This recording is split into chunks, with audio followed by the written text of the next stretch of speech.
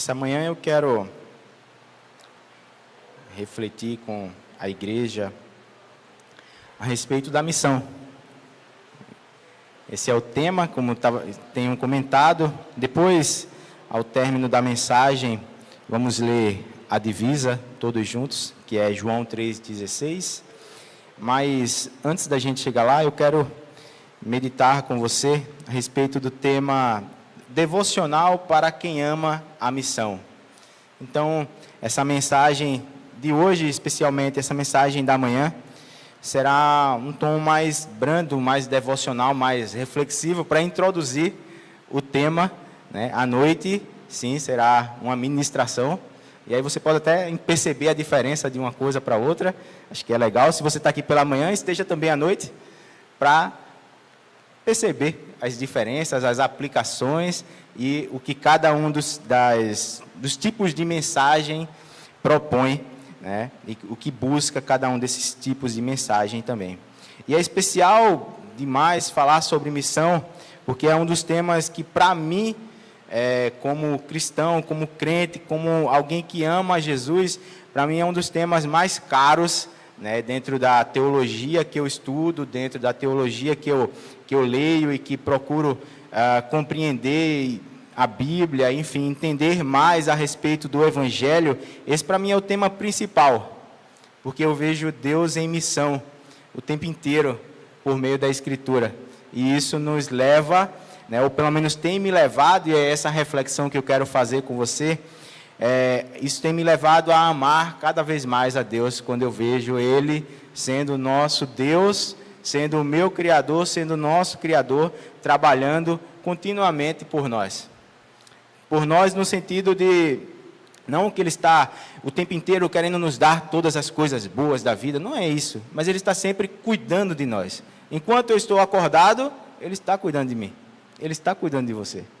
Enquanto você está descansando, Ele está cuidando de você. Enquanto você está dormindo, e que é aquele momento em que o seu corpo fica completamente vulnerável, Ele também está cuidando de você. Mas quando você também está exposto aos perigos do dia a dia, de motoqueiros sem nenhum tipo de responsabilidade, ou de motoristas, né, que cometem aí diversas infrações, ou de outras pessoas maus, dessa maldade que também está em nosso meio, Ele também está cuidando de nós. Se a gente aprofundar isso ainda mais, a gente pode ver esse amor no cuidado que Deus tem conosco enquanto a nossa idade vai avançando. E eu tenho pensado muito a respeito disso, especialmente porque eu vejo, cada vez que eu vou cortar o cabelo, eu vejo que o cabelo está diminuindo. Eu estou entrando, o Edivaldo até coçou a cabeça, né? Não foi o cabelo porque não tem cabelo. Mas eu vejo e percebo o quanto Deus continua cuidando de mim. O quanto Ele continua me chamando para continuar a segui-lo, para continuar em missão com Ele. E isso é interessante, porque às vezes o tempo vai passando e a nossa percepção sobre a vida vai mudando, e às vezes a gente acha que Deus está mais perto, que Deus está mais distante, e na realidade, Deus está conosco sempre. A promessa de Jesus é que estarei convosco todos os dias. Então, nem é mais perto, nem é mais distante. É ao nosso lado diariamente. Então, eu quero convidar você a refletir comigo nesse devocional para quem ama a missão. E aí, de repente, você pode pensar, mas eu nem sei o que ele está falando a respeito de missão. E eu não sei ainda o que seria amar a missão. Então, fique comigo nessa manhã. Quero saudar os irmãos que estão nas suas casas, que estão nos acompanhando. Fique comigo para entender. Eu quero ler, para a base da nossa reflexão, o Evangelho de Lucas, capítulo 9. Você pode ficar sentado como você está. Evangelho de Lucas, capítulo 9, dos 57 ao 62.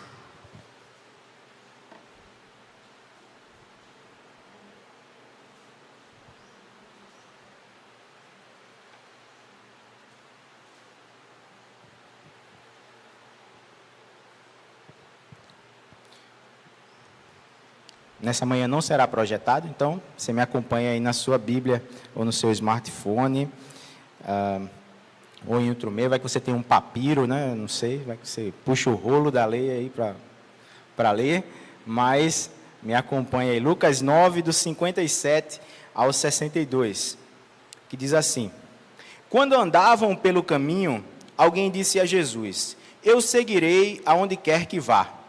Jesus respondeu: As raposas têm tocas onde morar, e as aves têm ninhos, mas o Filho do Homem não tem sequer um lugar para recostar a cabeça. E a outra pessoa ele disse: Siga-me. O homem, porém, respondeu: Senhor, deixe-me primeiro sepultar meu pai.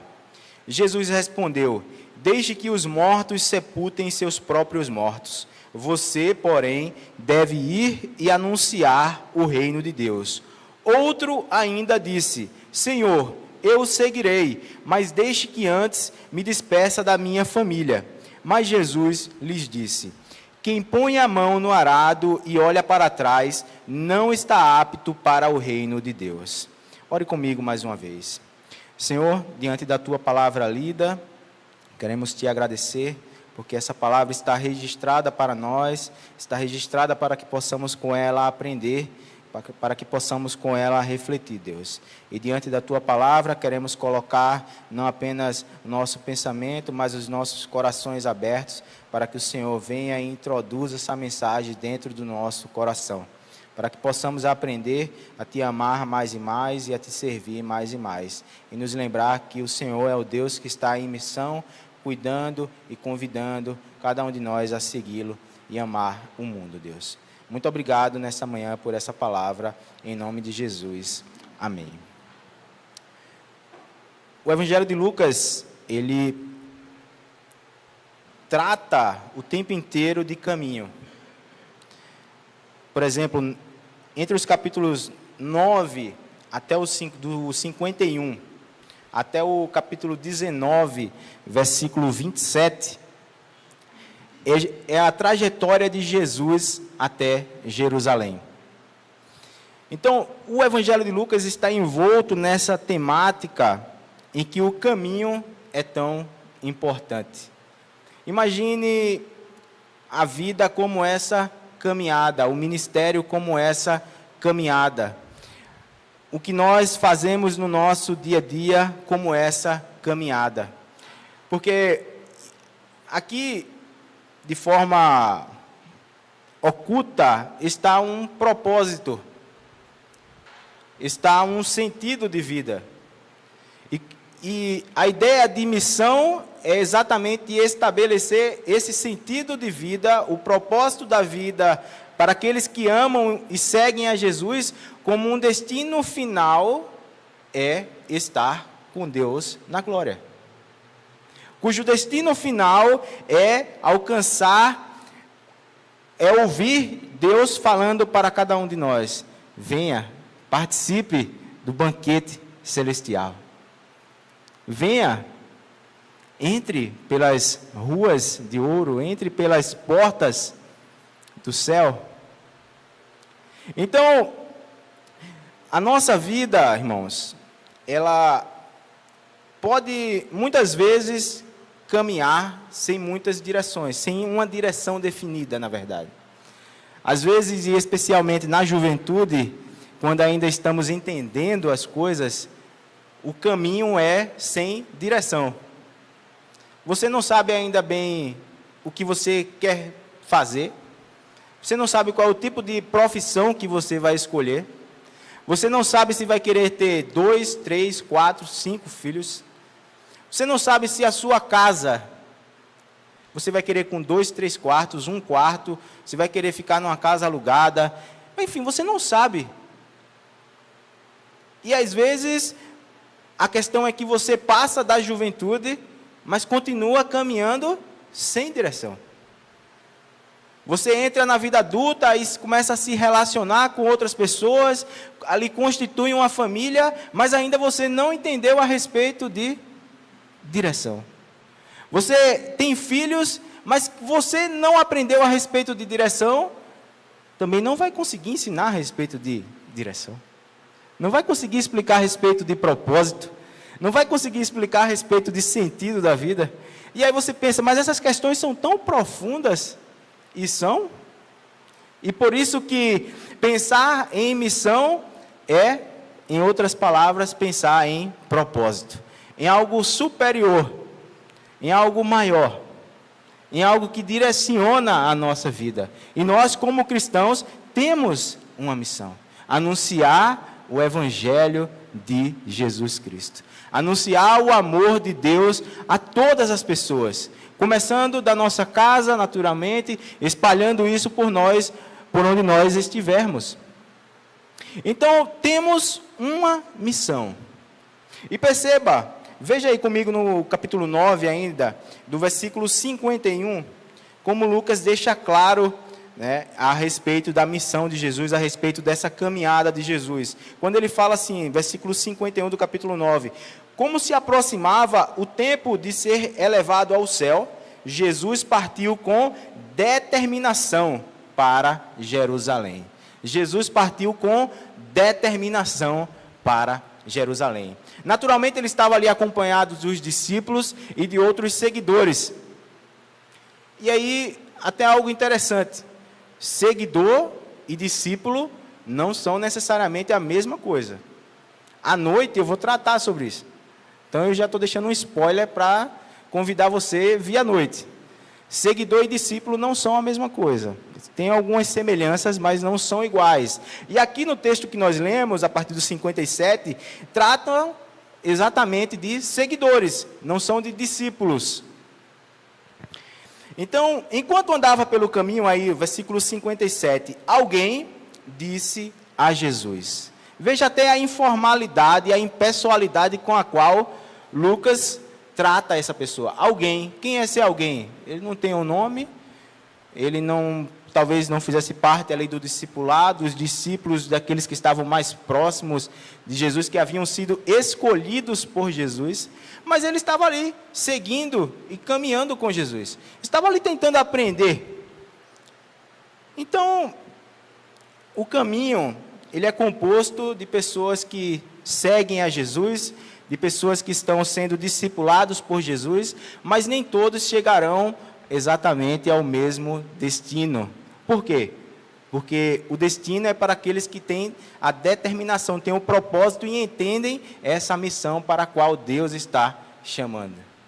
E Deus chama a cada um de nós para missões específicas, para trabalhos específicos. O próprio apóstolo Paulo deixa isso claro quando fala a respeito das diferenças entre que existem pessoas que serão apóstolos, outros bispos, outros discípulos, enfim, outros mestres. E essa distinção compõe exatamente o corpo de Cristo, que é a igreja. Então, Jesus está aqui caminhando para Jerusalém. Esse é um primeiro texto que fala a respeito dessa caminhada. Não fala exatamente aonde foi, não fala quem são essas pessoas.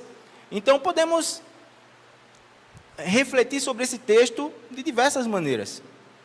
Mas tem um trecho desse texto que é muito conhecido, quando Jesus responde para o homem: deixe que os mortos sepultem os mortos. E você já deve ter ouvido alguém falar isso, ou até ouvido a respeito aqui de Jesus falando isso, e pareceu algo muito duro por parte de Jesus responder assim a esse homem.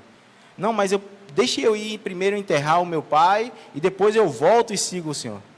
E Jesus responde: não, deixe que os mortos sepultem os mortos.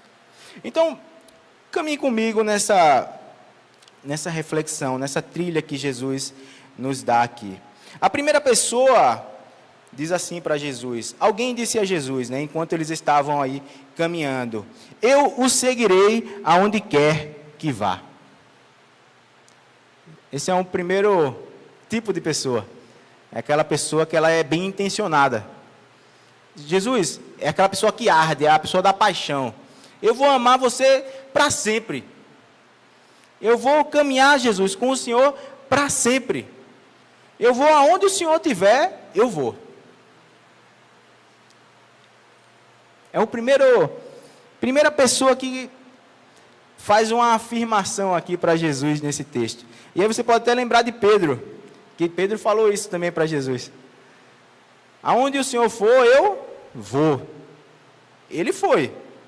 Jesus foi carregando a cruz e ele foi dizendo que não conhecia Jesus. Do lado oposto do caminho. Ele estava lá? Estava. Mas não estava assumindo a sua condição de discípulo. Então, dizer que vai fazer não significa nada. Às vezes é melhor não dizer nada. Às vezes é melhor ficar em silêncio, quietinho, em oração. E com isso eu quero dizer o quê? Que você também não, que você passe ileso e não assuma responsabilidades? Não. Estou dizendo para você, se comprometa aquilo com que você pode suportar agora. O caminho é muito longo para você simplesmente dizer assim, eu vou até o fim.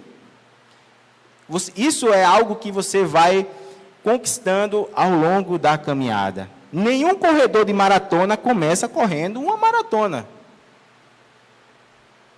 Você primeiro aprende a caminhar rapidamente. Entra em ritmo de caminhada, que já é diferente de andar, né? O ritmo de caminhada, segundo o cardiologista, é um passo mais rápido. Aí depois você aprende a correr. Aí você corre 1 quilômetro. No dia que eu corri 1 quilômetro, nossa, eu era o cara mais feliz do mundo.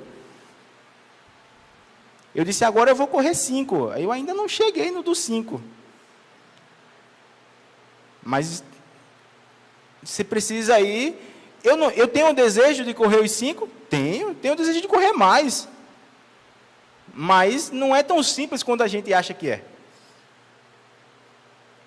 Então, Jesus vai responder para essa pessoa e vai trazer ela para a realidade. Vai dizer assim, Jesus respondeu, as raposas têm tocas onde morar, e as aves têm ninhos, mas o Filho do Homem não tem sequer um lugar para recostar a cabeça. O que Jesus está querendo dizer com isso?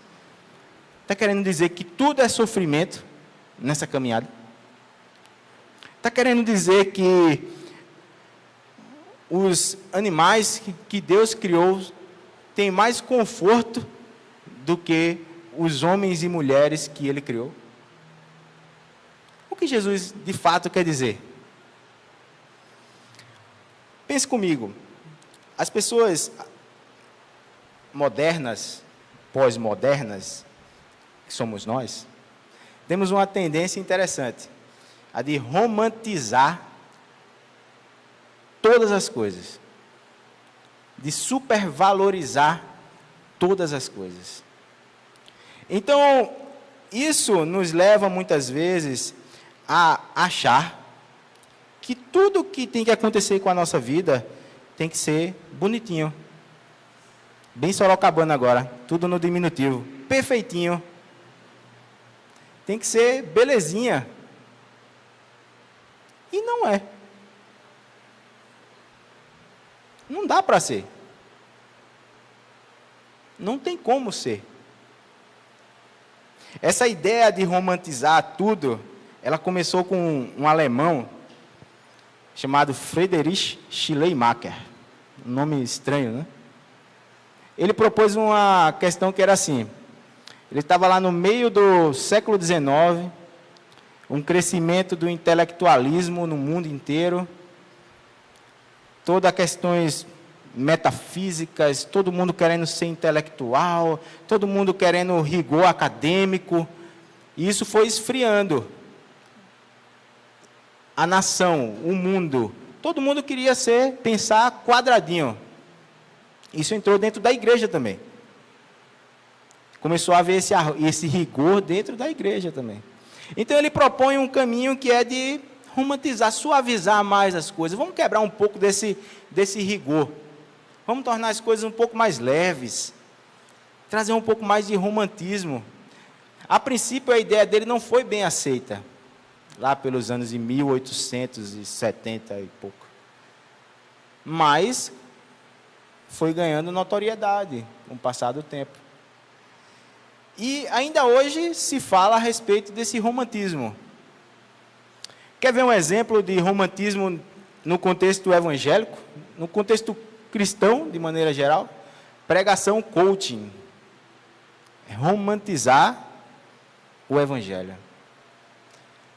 Porque Deus, imagine eu pregando assim, ó. Irmãos, Deus, Ele vai fazer você vencedor. Aí todo mundo, glória a Deus.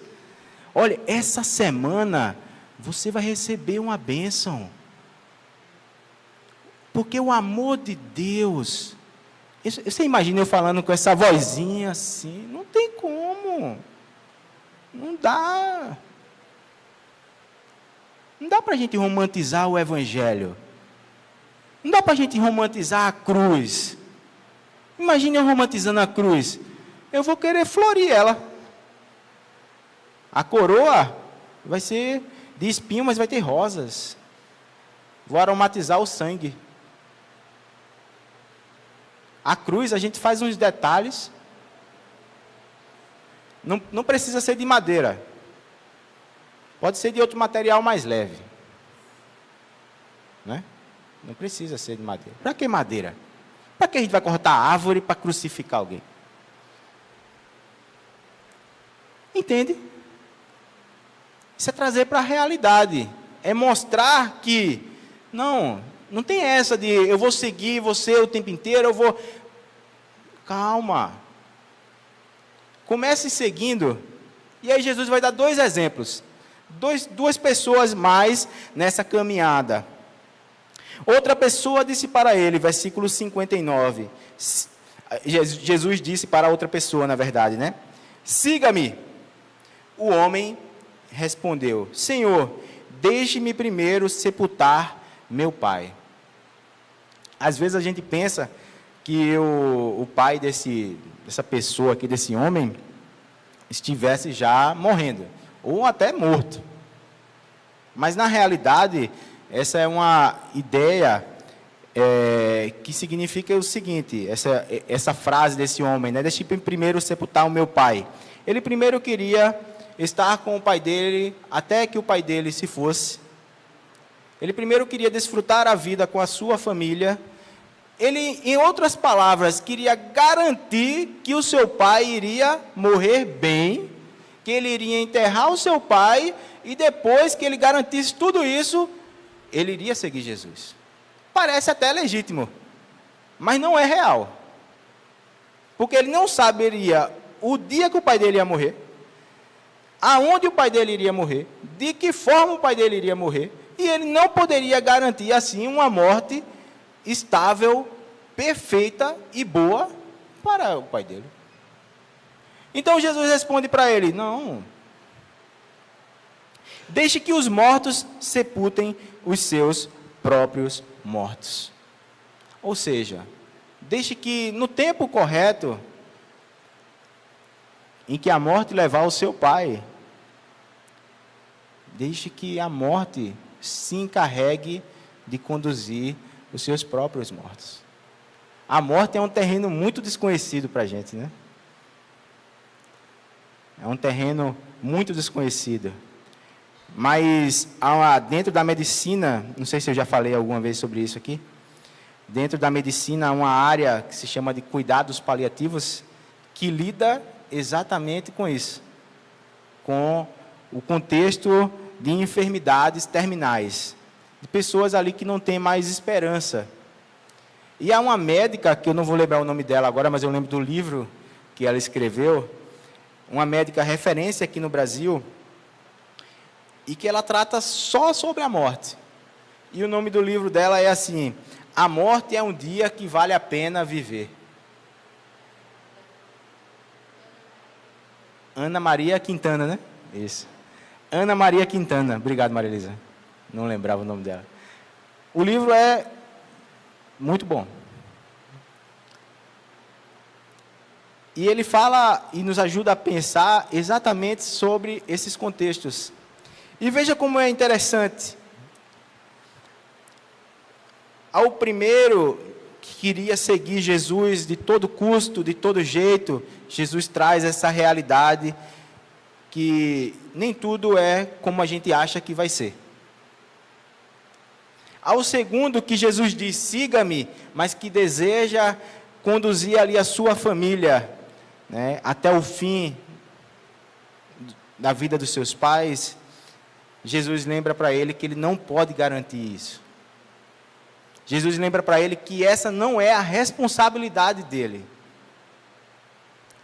E aí Jesus mostra para esse homem qual é de fato a responsabilidade. Segunda parte do versículo, quando ele diz assim, você, porém, deve ir e anunciar o reino de Deus. Jesus traz de volta esse homem que estava ali caminhando, volta lá no início da reflexão, caminhando sem uma direção correta, fazendo algo até louvável, porém sem fundamento, para mostrar para ele que o chamado é outro. O chamado é ir e anunciar o reino de Deus. Cuidar é louvável, irmãos. Amar as pessoas que nós amamos é louvável. Mas dentro do contexto do Evangelho, ir e anunciar é mais importante. É algo que às vezes pode parecer um rompimento muito grande no cordão umbilical de cada um de nós, mas é algo que podemos aprender. Podemos crescer no momento em que nós vamos e anunciamos. Não temos como garantir a estabilidade de todos aqueles que amamos. Eu amo meu irmão. Vocês já viram meu irmão aqui. Eu amo minha mãe. Mas meu irmão está lá no Rio de Janeiro. E você sabe como é o Rio de Janeiro. Não preciso nem falar. Então, se a minha preocupação imediata, absoluta, for o bem-estar do meu irmão, que eu amo tanto, eu não consigo ir anunciar. Então, eu amo ele. E eu oro para que Deus continue guardando ele. Porque eu não consigo dar essa estabilidade para ele. Eu amo a minha mãe, mas ela agora, ela mora com aquele cidadão ali, ó.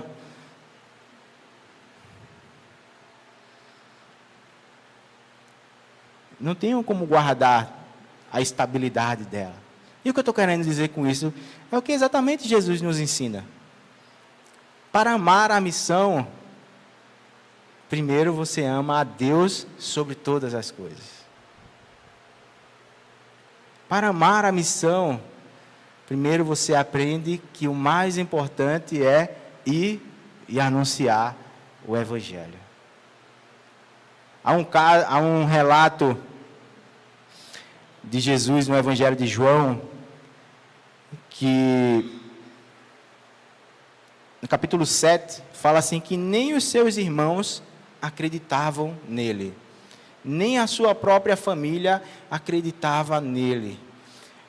Em outro texto, fala para a gente que em determinado momento, a mãe de Jesus chega querendo falar com ele. Ele estava realizando ali curas, milagres, ensinos, e ela chega querendo falar com ele e ele responde, minha mãe, meus irmãos, são todos aqueles que fazem a vontade do meu Pai que está nos céus. Isso nos leva ao terceiro e último ensino de Jesus nesse texto. Versículo 61. Outro ainda disse, Senhor, eu o seguirei, mas deixe que antes me despeça da minha família. O despedir aqui é ir lá, agradecer todo mundo. Olha, agora eu estou indo lá para a minha missão com Jesus. Agora eu vou seguir em frente. E o fato é que não teremos tempo, muitas vezes, para nos despedir de todas as pessoas. Quando mudamos para Sorocaba, havia pessoas que nós amávamos muito em Recife. Mas eu precisei abrir mão desse amor para seguir em frente. E com isso eu quero dizer para você o seguinte, que amar a missão, amar a Deus, amar a esse Deus que está em missão, nós não podemos estabelecer as nossas condições. Eu não posso estabelecer a minha condição de amar a Deus, de seguir a Deus, de servir a Deus. Não é a condição que eu estabeleço, mas é a que Ele me dá para viver. Eu não posso agir nem como esse primeiro homem, de maneira emocional, sentimental, romantizando essa missão, porque ela será difícil. Eu não posso agir nem como esse segundo homem, que quer garantir a estabilidade e um bom término dos meus amados e queridos, da minha família. E eu também não posso achar que conseguirei fazer todas as coisas para poder me separar da minha família e seguir em missão. Com isso eu quero finalizar essa reflexão com as palavras de Jesus que nos lembram que quem põe a mão no arado e olha para trás não está apto para o reino de Deus. Dá para a gente pensar rapidamente, quando o povo sai do Egito, e aí constantemente eles ficam lembrando, olha, o tempero de lá era melhor. A água de lá era melhor. Trabalhar levando chicotada era melhor. Ser escravo era melhor. Porque a gente tinha garantia. Garantia de quê? De que seria escravo para sempre. Quer garantia melhor? Você já tem um futuro escrito para sempre. Mas Jesus nos lembra que pôr a mão no arado, ou seja, trabalhar no reino de Deus, é para aquelas pessoas que se tornam aptas a isso. Que vão e seguem conforme as condições que Deus estabelece para ela. E que isso vai te encaminhar, né, vai te levar para o reino de Deus. Estar te conduzindo, né, anunciando, proclamando o reino de Deus.